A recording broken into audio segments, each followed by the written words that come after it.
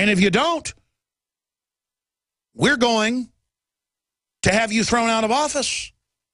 That's a mafia power, a hardcore power that's hard to deal with. It's over the top.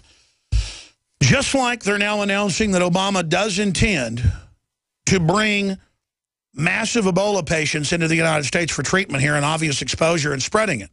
People say that makes no sense. It's a campaign killer. He doesn't care. He's a lame duck. It's about bringing the country down. Meanwhile, Australia has now joined many European countries, many Arab countries, Middle Eastern countries, and every other African country. Australia issues blanket visa ban on Ebola-hit countries. Reuters, Sydney, Australia came under fire. Oh, under fire. Oh, my goodness. Tuesday for health experts and rights advocates after it issued a blanket ban on visas from West African nations affected by Ebola outbreak, making it the first rich nation to shut its doors to the region. That's not true. They've been banning flights and visas and not issuing the visas. So, see, this is how Reuters goes. And they closed the hatch on the submarine before they submerged, or they saw their neighbor's house on fire and they called the fire department. Oh, they're so discredited. Ted Cruz said Obamacare would raise your premiums and add death panels. He's been proven totally right. He's so discredited. Alex Jones predicted airborne Ebola in Rolling Stone in 2011. He's a kook. Alex Jones said 2 + 2 = 4. Isn't that funny? See, it's this mind game they play where, oh, my gosh, Australia isn't going to let people in out of these 5 countries. They're banning visas from them. Meanwhile, Fox News reports lawmaker claims plans may be in the pipeline to bring non-citizens to the U.S. for Ebola treatment. A top Republican congressman claims the Obama administration is exploring plans to bring non-U.S. citizens infected with Ebola to the United States for treatment. Representative Bob Goodlatte, Republican Virginia, chairman of the House Judiciary Committee, told Fox News that his office had received information from within the administration, close quote, that these plans are being developed. So far, only American Ebola patients have been brought back. In the past, you didn't do that, to the U.S. for treatment from the disease epicenter in West Africa. Goodlatte warned that expanding the policy could put the country at more risk. Really? Next, the headline will be, Congressman discredited. Of course we need to bring Ebola in. Remember last week, Joe Biggs, or 2 weeks ago, this is a week and a half ago to be technical.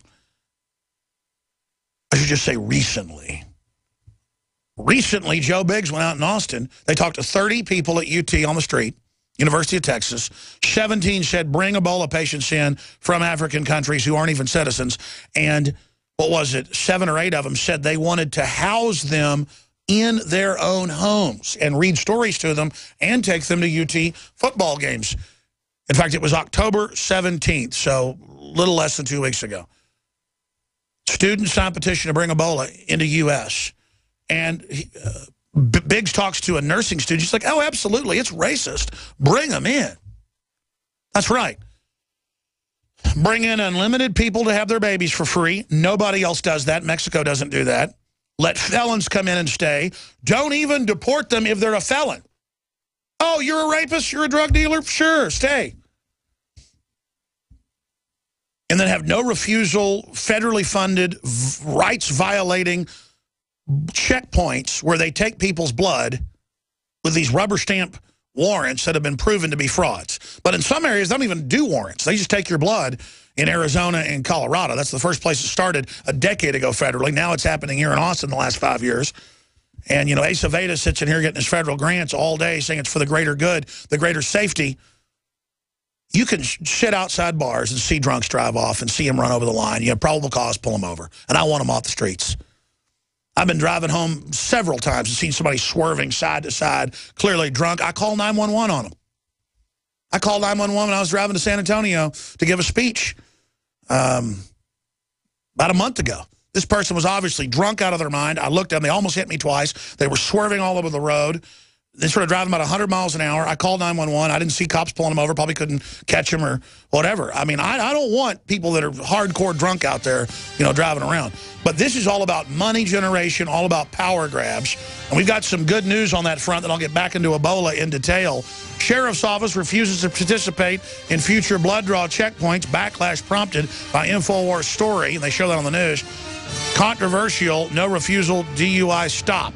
That's up on Infowars.com. We're going to cover this local story out of Ohio because it shows the power of the people. There were spontaneous demonstrations. Story. This is Hillary Clinton basically saying what Obama said a few years ago, that if you have a business, you didn't build that, somebody else did it. And see, they have to wage war against reality because what they're doing is so obviously corrupt and destructive, and the fruits of it are degradation, poverty, injustice, corruption, you name it. So Hillary Clinton, businesses don't create jobs. That's why socialist and communist systems are such hellholes, because the government creates the jobs. And you don't have the free choice to shop where you want or open the business you want. It's so fundamental what they're doing. It's so over-the-top evil, but they got to break the ice and say your kids don't belong to you. They got to break the ice and say your house doesn't belong to you. It's not enough to pay property tax on this rent. She's got to get up there with her freaky constituents, what a cult of fruits, and say businesses don't create jobs. Yes, individual risk, going out in the economy is the engine of it. Everyone knows that. But they've got to assault it because they are against reality. And it's got to fall for them to rise. We've got to implode so they can build on its ashes their hellhole. Where Obama goes to Africa and says you can't have air conditioning or you can't have a car. What? Why didn't he say we can innovate and create clean cars and better air conditioning? No, it's just you just can't have it. Live in a shack. I'm going to fly off now on this high-tech jumbo jet. They are fundamentally the scum of the earth while saying they want to give you prosperity when their own manuals say they want you bankrupt. The first 50 years of the income tax, they didn't even tax poor people, folks. Obama raised taxes on poor people. I want to throw up. Let's go to the Hillary clip. Here it is. Don't let anybody tell you that,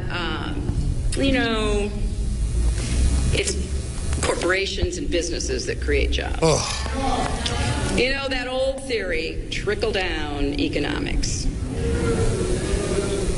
That has been tried. That has failed. As if trickle-down economics is the definition of a business, too. Just that term where they had huge tax cuts for giant corporations that turned their back on the U.S. and moved to China with the tax cuts. And now they're just completely gone. But see, they'll always call something that isn't capitalism, capitalism to put it down. They don't go up against the real thing. They build a straw man. They don't beat up Mike Tyson in a heavyweight fight in 1989 when he was at his peak.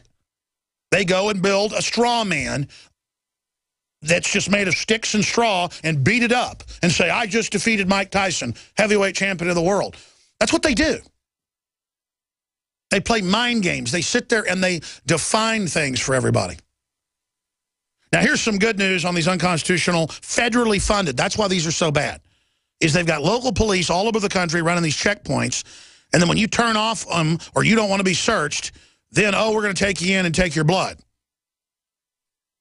But you can't have the prior stop, the Supreme Court's ruled, to then try to see someone evade something so you then have probable cause. You've got to get it on your own. And if they want to stop drunk drivers, folks, I could go out on Friday night and drive around with a cell phone and call 911 15 times. I can find drunks everywhere.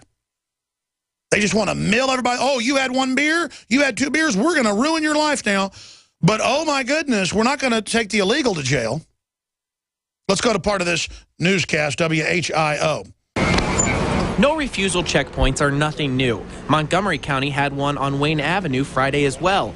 But when a libertarian radio host blogged about the one in Clark County, it got a lot of attention, drawing protesters from around the state who believe these no refusal checkpoints are unlawful search and seizures. It's a Fourth Amendment problem, very much so.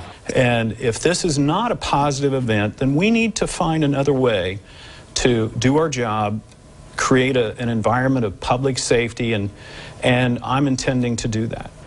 That's Sheriff Gene Kelly. Great. So he's not going to participate. Other counties are looking at not participating and getting the federal money. That's what it's about. Asset forfeiture seizure. The feds pass laws that the states can't do it. so that only the feds can do it, and then they give like 75 to 85 or more, depends on the case, back to the cops directly in their cop shop, incentivizing cops going out and taking money from people that have done nothing wrong. Now the IRS is shaking down business owners, taking their bank accounts with no proof of fraud. This is illegal, but if they set the precedent, they'll go, no, it's not. We have to say no to this. This is the camel's nose under the tent flap, but now the camel is inside. Stay with us. We got something special coming up. We're on the mark.